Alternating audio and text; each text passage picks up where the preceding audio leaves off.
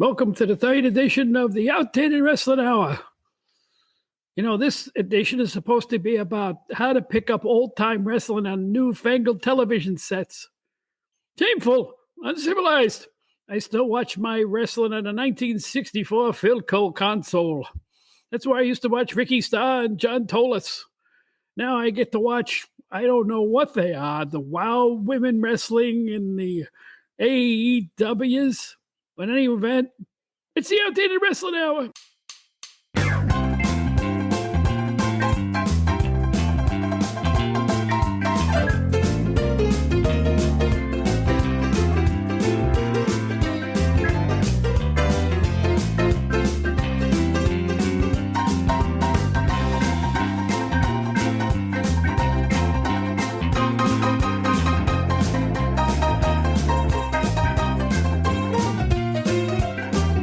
Yep. Here's the podcast host telling you to go watch TV. Hi, my name's Bob Smith. You know me from Pro Wrestling Illustrated, don't you?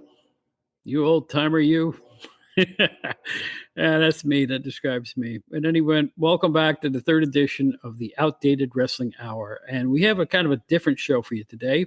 We do have a short interview at the end of the show. I was going to have a pro wrestler on this week. Unfortunately, my A studio blew up. I couldn't get into the place where I usually record, so I am doing it from an alternate area. And hope to have this gentleman back soon. We do have guests lined up for the next couple of weeks. And there is our first thing I want to tell you. Number one, we are now weekly. We're coming on every week, every Friday. You'll be able to find the show then. I had a phone conversation a few days ago with a very famous wrestling podcaster. I couldn't believe it when he exchanged emails, and I couldn't believe it even more when we ended up talking on the phone. Out of courtesy to him, I will not reveal his name, but I will say this. He told me two things. Number one, don't worry about the ratings, because I started out after about 13 days in the top 50 worldwide, and I was like, how is this happening? This is a miracle. It's incredible. And then you watch it sink like a stone just as fast. And he explained to me that, well, you know, there's a million wrestling podcasts.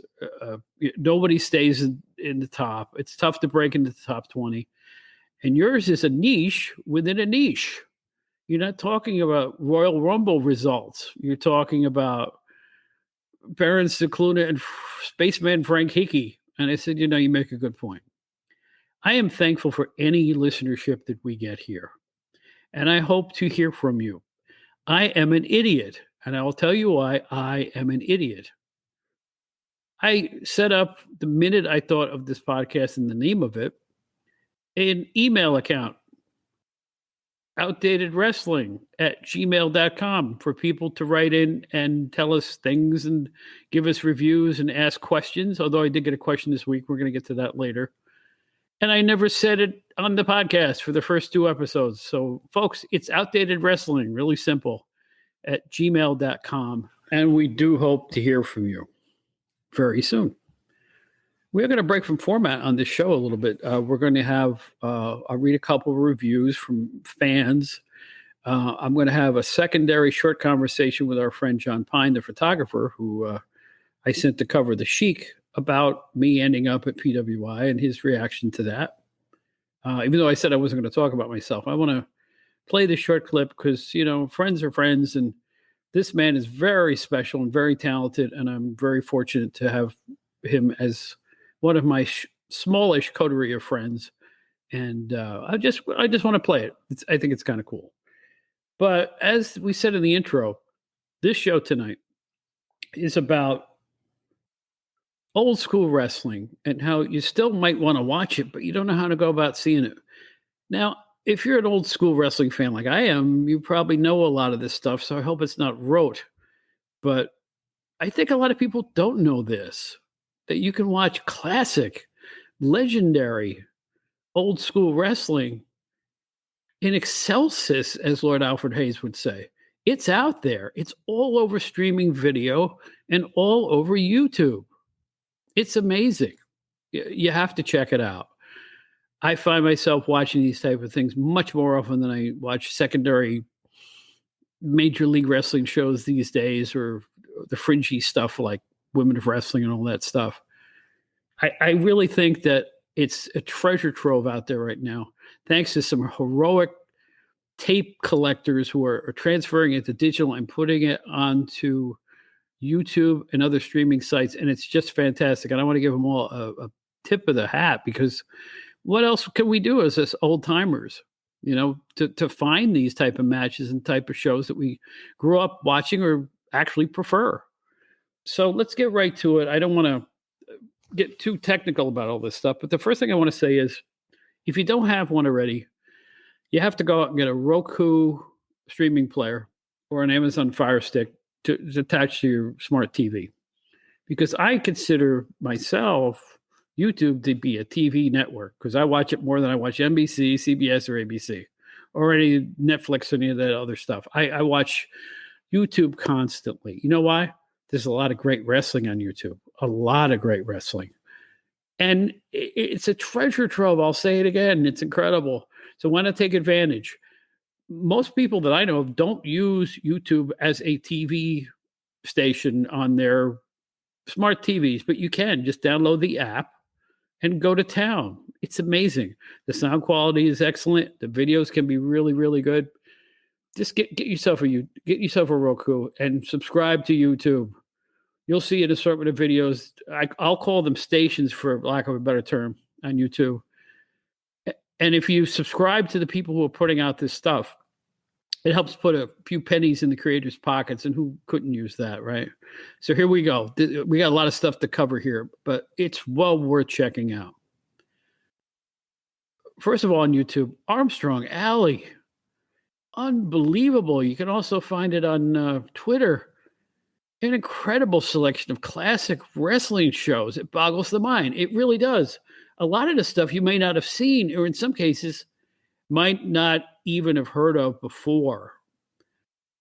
I thought I knew a lot about wrestling. I mean, I worked for 18 Pro Wrestling Magazine, but there's at least 4 federations at Armstrong Alley I never heard of during the time when I worked at the magazines. So here's some highlights to look for. One of the things Armstrong Alley's building now is a series of 1980s Grand Prix wrestling shows from Canada. I got to know that show when I went to college in Rochester in the late 1970s. And they have some of the 80s stuff there that hardly looks any different than it did in the 70s, with that Canadian flavor, don't you know? But, with all the Canadian stars you've grown to know and love, like the Tarzan Tyler and whatnot. But I will say, the stuff holds up. And it was a pretty violent wrestling group. It really was. You may enjoy it. And here's something else I just ran into on Armstrong Alley. They recently published some unbelievably rare shows. I don't know where they showed these things, from something called the International Wrestling Federation. It ran in Pennsylvania around 1982. Word has it, and I don't know if this is true, but even they're not sure. I think, but I think Dominic DeNucci may have run this federation. That didn't last very long, obviously. The show is commentary by Mike Mittman, who you may remember as the official timekeeper at the bell, and my name is Joe McHugh from that era, right? And color commentator is none other than Bruno Sammartino. What a shocker it was to discover this stuff, And featured on are the Valiant Brothers, Rocky Jones, Bruno Sammartino Jr., the usual cast from Pennsylvania there. Check that out. The video quality is not the best. And again, let me just state this. A lot of this stuff is dubbed from VHS tapes from years gone by, decades gone by. Some of the video quality may not be as pristine as HD, but you know what? It's still worth watching. All this stuff, like Continental Wrestling on Armstrong Alley, hosted by Charlie Plath and featuring Eddie Gilbert, hot stuff. Paulie Dangerously, young and on fire. Missy Hyatt, young and on fire. Nightmare Danny Davis, Dirty White Boy Tony Anthony and the Dirty White Girl, and lots more. Tom Pritchard, you name it. Lots of footage from the late 80s, a real high point for Continental. I really recommend that you check it out, including an amazing angle with Pez Whatley, his son, Eddie Gilbert, and Paulie Dangerously. You got to check it out, baby. It's too much. It's amazing. Also, something called Wrestle Birmingham from the mid 2000s. They had Jeff Jarrett, the Armstrong family, of course, the Bullet and whatnot, the Fullers, Perkaus Brown, and for some reason, old footage from the 80s. That's what I was watching just last night. Here's something you may not know existed here. Leroy McGurk's Tri-State Wrestling from the early 1980s with a very, very, very young Jim Ross on commentary. Grainy quality, well worth it. Check it out. George Cannon's Superstars of Wrestling, another Canadian program from the early 80s with Dino Bravo, Edouard Carpentier, Sailor Moondog White, The Destroyer, a heel Lord Halford Hayes as a manager and wrestler. Billy Robinson is a heel, something you may not have seen, and there's a lot of more stars up there. Something called Chicago Championship Wrestling for the late 1980s, featuring primarily area talent you may not have heard of, but with TV tapings, it got really good heat. I mean, the fans loved it, so you might want to check it out. Also, I bet you didn't know there was a show from Texas in the late 1980s called Wild West Wrestling. You know what it was? There was a world-class local B show, which most of us never saw until now. You could watch Cactus Jack, Al Perez, the Irwins, all the classic Texas area wrestlers from the 80s, and it's well worth checking out because they're matches that weren't shown otherwise. So if you're a world-class fan, you might want to check that out. Also on Armstrong Alley, again, this is all on Armstrong Alley, is something called WCW Presents Georgia Championship Wrestling Superstars. The show was from the early 80s, and Bill Dundee is just all over it, as well as the Angel Frank Morrell, Jim Cornette, a tag team called the Fantastic Ones, not the Fantastics, but another ripoff, right? And an odd mishmash of federations, announcers, and styles all under one roof. It's an odd show, a lot of mixed match tapes, but for some reason I really enjoyed it, and I think you might too. There's something called the International Wrestling League from the Detroit area in the early 1980s, run by Thunderbolt Patterson. Did you know that existed? I didn't. You might want to give that a view or two. The Nick and George Goulas Federation from the early 1980s. Unfortunately, I didn't see any footage of George Goulas, but I'm hoping I missed something. Please let us see George Goulas. And I want you to see George Goulas too. Please, George Goulas. 3 cheers for one of the greatest. Well, I can't say that, but George Goulas was truly one of a kind, if you know what I mean. Also on Armstrong Alley, Central States All-Star Wrestling, the USWA, you know what that's all about, from Tennessee and the surrounding states there. AWA footage out the wazoo, black and white matches from Buffalo in the late 50s and early 60s matches in full color. All-Star Wrestling from the other WWA, not Dick the Bruiser's WWA, but and here we go. I'm going to have to clear my throat. All of this stuff is on Armstrong Alley. Find this station on YouTube and support it. It's really fantastic, and here's why.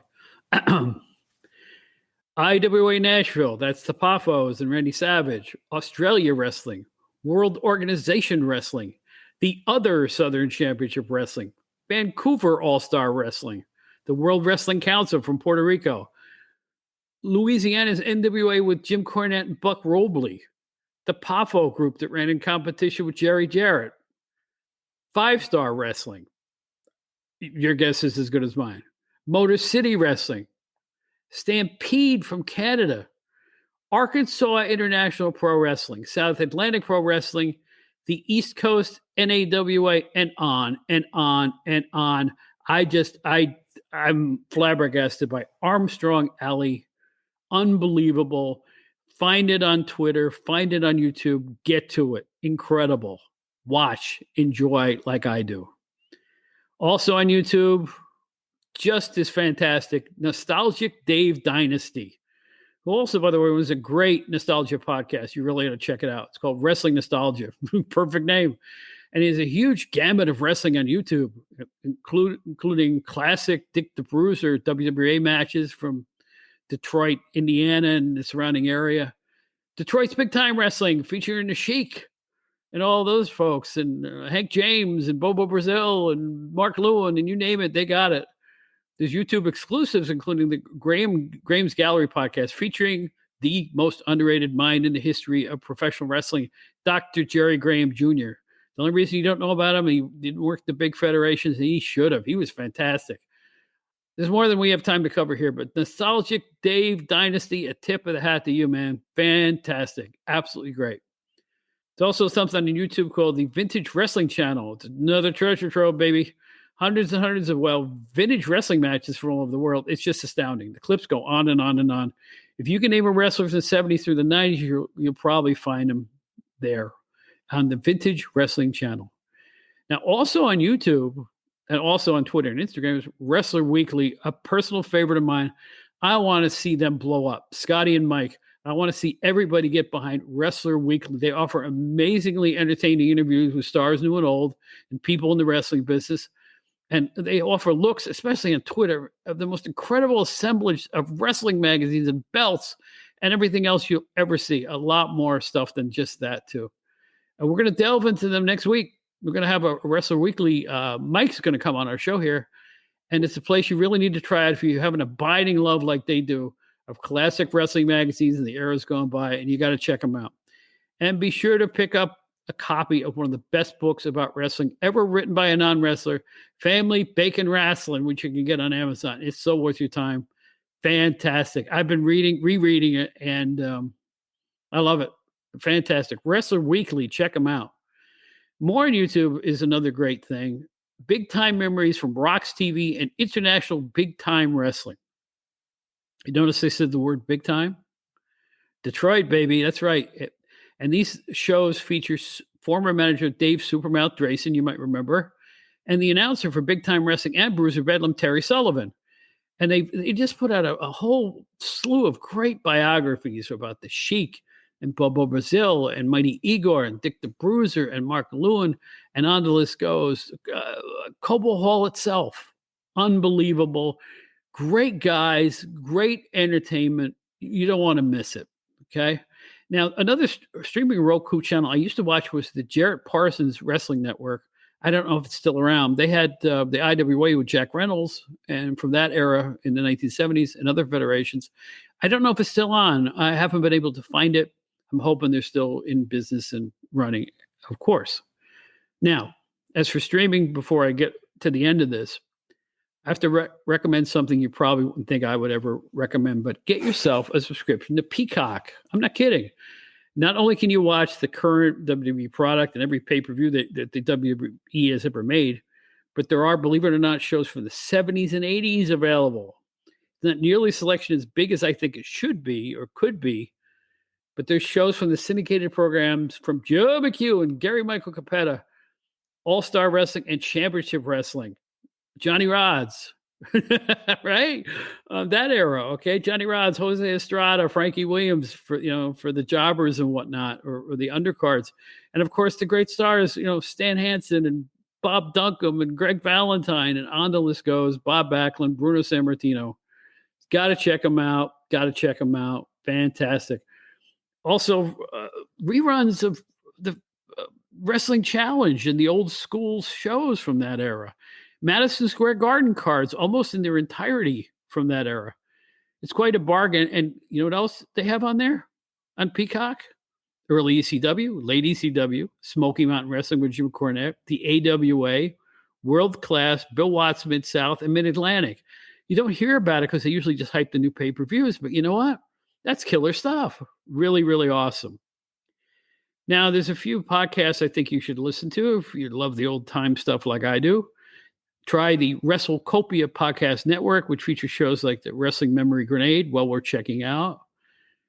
Tony Schiavone and Cameron Thompson team up for What Happened When, which looks back at Tony's career, which is awesome. My former show, John Rezzi's Pro Wrestling Spotlight, where you get news from 30 years ago, almost to the date, an array of guests, and a lot of fun on that show. There's a podcast with stories called Briscoe and Bradshaw, featuring obviously JBL and Jerry Briscoe. And on the list goes. There's so much stuff to check out. If you're part of a website, a YouTube channel, a podcast, or anything else that focuses on old-time or classic wrestling, write to me at outdatedwrestling@gmail.com. We'll be happy to spread the word as best we can. We really will. We are a family in the old-time wrestling community. It's always good to find new ways to get old, so to speak. Okay, let's move ahead now. I mentioned earlier that I was going to read a couple of reviews I got from Apple Podcasts, and I do appreciate the nice comments. This is from Shield24 who wrote the Apple Podcasts, and he or she, I should say. Bob Smith is the seen it all voice us older fans relate to with ease. He was on the ground floor of an amazing era of wrestling pulp journalism. Definitely give his show your time. Thank you very much, Shield. Also, one more that I'll read. Also, another 5-star review. I got 7 of them. Can you believe it? This is from Hulkster01 via Apple Podcasts, and it says, "Can't tell you how much I enjoyed the show. I have subscribed and will be an avid listener. I am in my 40s and grew up in the 80s. I still love wrestling to this day, but it's nowhere near as good as it was. I don't know a ton about the 70s, but listening to your show brings to life the days of old. So thank you, guys. I really do appreciate it."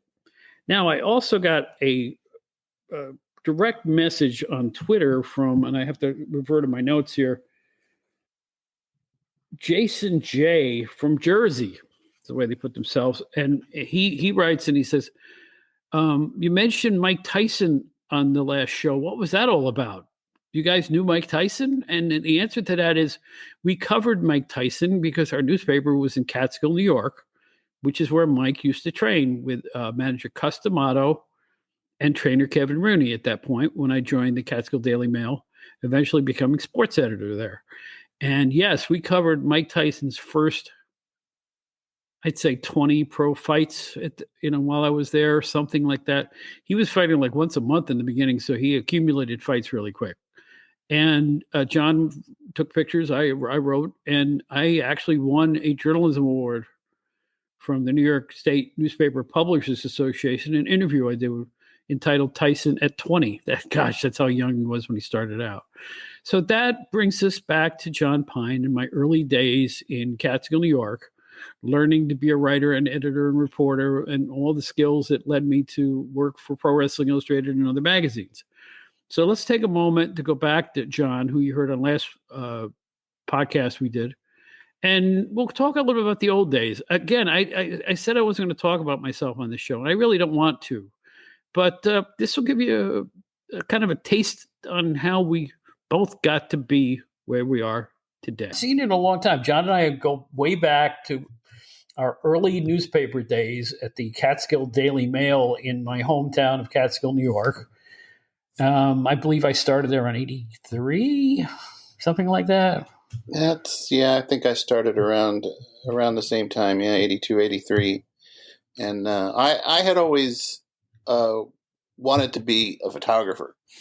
And what was nice about working at a small upstate news or any small newspaper is you kind of wear several hats by default. So right. They send you out on a story and they say, "Oh, by the way, I shove a camera in your hand and say, take some pictures while you're there." And I love that part of it. I mean, I learned a lot from you and some of the other writers and editors there how to perfect the writing part of my craft. But the photography was always my first love anyway. And as you know, I went on to be a full-time photographer for many years after that. So it's but it did all start back then. So. Well, it's the same with me. And if you think I trained you, I don't know how, because I was learning on the job just like you were. At that point, you didn't start there much later than I did, really. I think it was yet less than a year when I met you the first time. So, I would say so. So you had a year under your belt, and I benefited from that year. But I was a walking sponge at that point. I really was. I was listening to some other journalists that were there with open ears, and I was working days, nights, weekends to do anything I could to get better as a writer, and I got better as a photographer. And I got to tell you, the skills I learned at that early job took me all the way to Pro Wrestling Illustrated and the other magazines I worked for up to 18 months ago or so. And it was the ultimate training ground for somebody who wanted to either be a journalist or a writer or an editor. Absolutely. I think the editing skills did me more good than anything else, because that's basically what I did the second half of my career, more editing than writing. And I really like editing. I like the nuts and bolts of putting out a publication. So, right. At the time we all groused and griped about how little money we were making and stuff like that. But I will say this: as time and the years have gone on, I am grateful for that opportunity and grateful for all the great people I met, such as you, and grateful that I did it at all. I stuck my neck out and changed careers And it led me to work for Pro Wrestling Illustrated and other national magazines. So how can I complain? It was a great proving ground.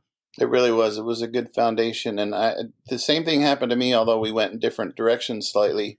The same skills were. Remember, you and I also worked at a small paper where it was one of the only pagination systems in the country. How odd is that to have that fall in your lap? And it went on to that led to other jobs where that particular skill on my resume got me certain jobs. I mean, they were amazed that such a small newspaper had that technology. And of course now it's all done with a click of a mouse, but back then it was a skill set that you had to know, and you and I both learned it at the same place at the same time. All this stuff at my first two jobs, and I thank you for helping me get that second job, by the way. And all the stuff I learned carried me every step of the way, no matter where I worked, big publications, small publications, same skill set, But I will say this, John, before I let you go, I'm not learning SEO. I'd rather quit. I'm not going to do it. SEO writing is a scam. It's a way to sell people stuff they don't need, and I have no use for it. I am not turning my back on the skills and the writing that made me what I am as a professional. Well, the bots will have to do the SEO. Then that'll all be, artificial intelligence will be doing it pretty soon. We do have to. As writers, though, we do have to rail against I see them. I pop up in my Facebook feeds all the time. These, get help writing blogs and make your social media writing easier with AI. Well, that's just replacing writing, and you're never going to be able to do that. So we need to kind of fight back a little bit against that, and hopefully people will understand that, there's nothing as good as a human when it comes to actually writing. So, well, John, what did you think way back when I ended up with wrestling magazines? What did you think when I told you? I would say it was a mixture of really, and then well, of course it makes sense because you had stacks of magazines that I saw at your house, and you had an encyclopedic knowledge of this stuff before you ever made a dime off of it. It was just, I admire that, and I'm jealous a little bit about that with you and other people who are able to do that. But it was a natural for you, and at the same time, though, those folks were lucky to have you come along when you did, and make their publications that much better. So, well, I'll tell you what, Jon Pine, we both went a long way, and our friendship remains strong and unbreakable. And I love you to death, and I'm really proud to have you as my first guest on the Outdated Wrestling Hour. Well, outdated is definitely describes the two of us. So. Oh yeah. I'm dented too, like an old can, man. There's not much left here. You know what I'm saying? Right. Jon Pine, thank you for being here. Much appreciated, my friend. You got it, brother. Just a little taste of the great Mr. Jon Pine, our first guest on the show, who is going to be a first in a long line of guests. We have another one next week. Wrestler Weekly, y'all. And we, in future episodes, we'll have a guest who because I mentioned him earlier on the podcast from the old school wrestling shows. That's your hint, okay? See if you can guess which of the names that I talked about earlier who's going to be on our podcast very, very soon. I spoke with him this week, and I'm really looking forward to it. It's been a pleasure these first 3 episodes, and I hope you feel the same way, and I hope you continue to check us out. This is the Outdated Wrestling Hour. I am your host, Bob Smith, also your executive producer. Mentioning it again, contact us at outdatedwrestling@gmail.com. outdatedwrestling@gmail.com. Our podcast host is Buzz Sprout. Our opening and closing theme is Boogie Party by Kevin MacLeod, unbelievably great keyboardist, and it's licensed under Creative Commons by Attribution 4.0 license. And we're very happy to have that as our theme. I keep getting asked, why did you play the whole theme at the end of the first show? The answer is because I really like it. And I hope you like this podcast. And I'm really grateful that you're here. My name is Bob Smith. So I bid you adieu with the words of the lovable Ox Baker, who once gazed into the camera and said, "Get out of the ring. Go take a shower. Get on the bus and get out of town."